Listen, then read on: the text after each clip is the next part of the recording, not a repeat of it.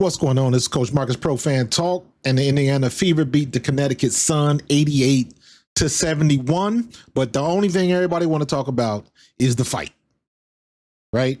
Now, this wasn't just the pushing and shoving thing. In my opinion, this was as close as you can get to a fight without somebody throwing some blows. Now, first, before we get into some of the video footage, let's hear Stephanie White and her thoughts on what happened. And they're going to have their teammates' backs. It's exactly what you expect, right? Out of fierce competition. So I started talking to the officials in the first quarter, and we knew this was going to happen. You could tell it was going to happen. So they got to get control of it. They got to be better. Stop right there. This is something that we've been talking about league-wide. This ain't just for the Fever. It ain't for the Sky. It ain't for Connecticut. It ain't for New York. It's not for Minnesota, Seattle, Phoenix, Las Vegas. Nobody. The refs have got to do better. They have been hot garbage. I think out of all the games that I have watched, and I've watched a lot of games, out of the games that I've watched, I have seen maybe three, where the officiating, where it wasn't great, whatever they did it the whole game.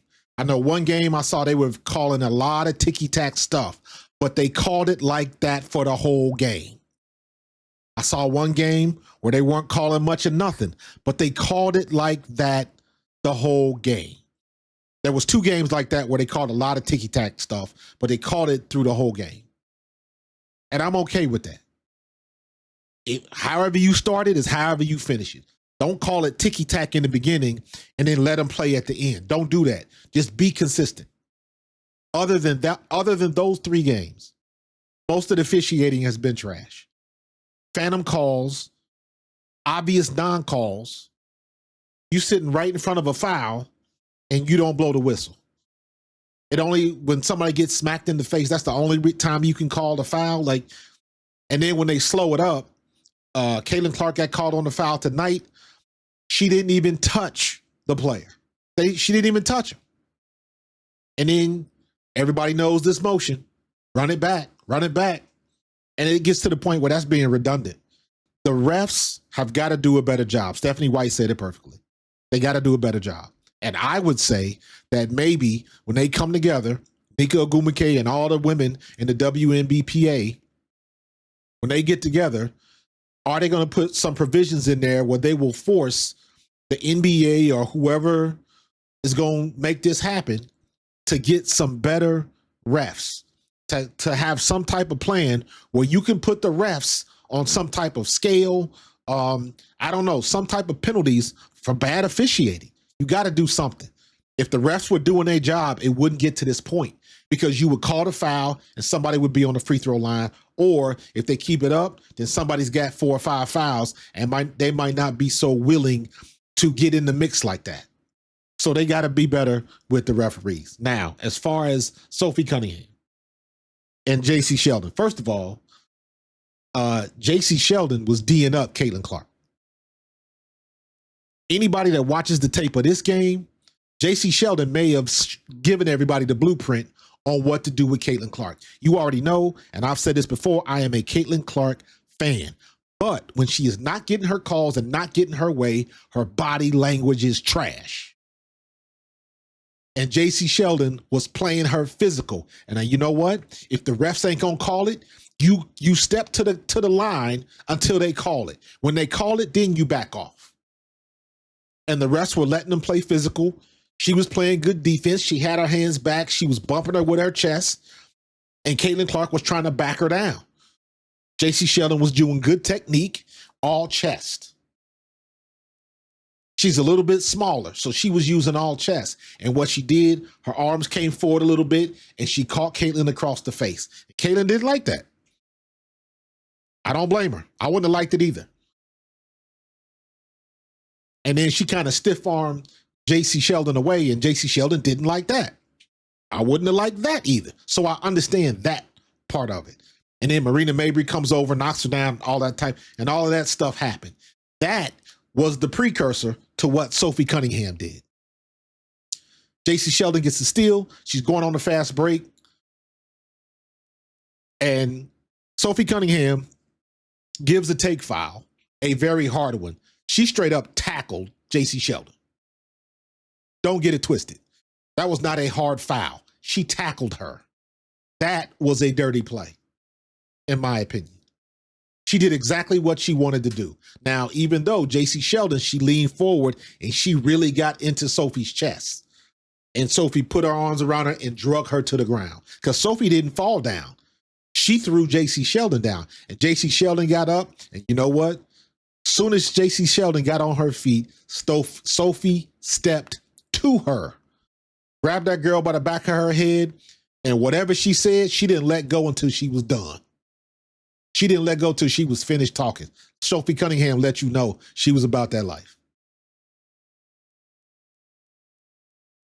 She was about that life.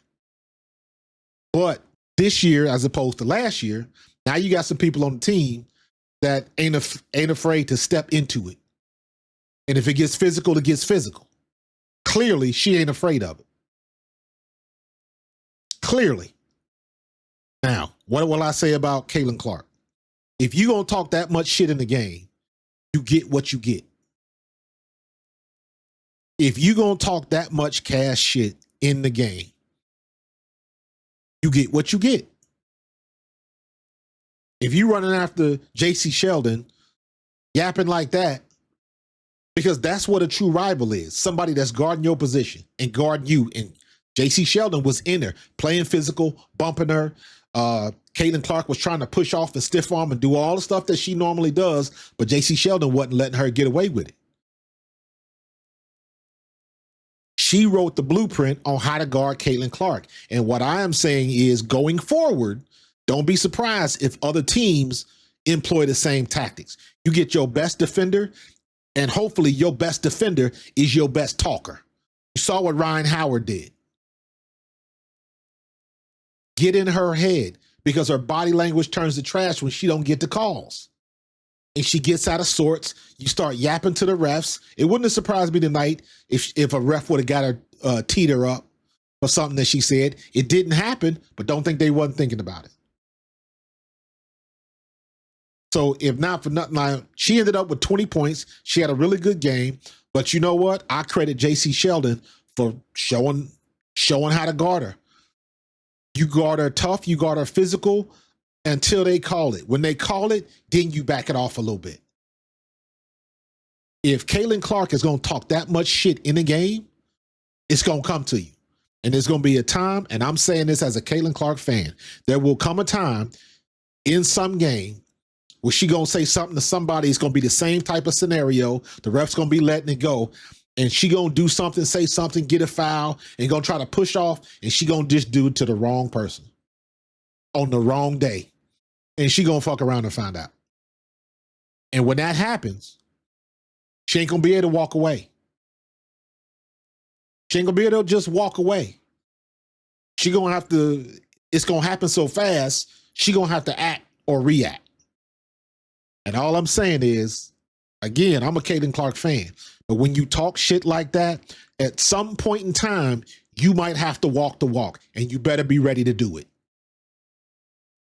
You better be ready to do it, because everybody else is rallying around you, trying to help you out. And it's going to come a certain point in time where you might have to stand up for yourself. You ain't going to be able to talk your way out of it. So you might have to push your way out of it, or push come to shove, do what you got to do. But when you talk shit like that, you get what you give. You get what you give. So yeah, I'm going to be watching Jacy Sheldon and Caitlin Clark next time Indiana goes to Connecticut. That's what a rival is. Somebody playing your same position and in your grill.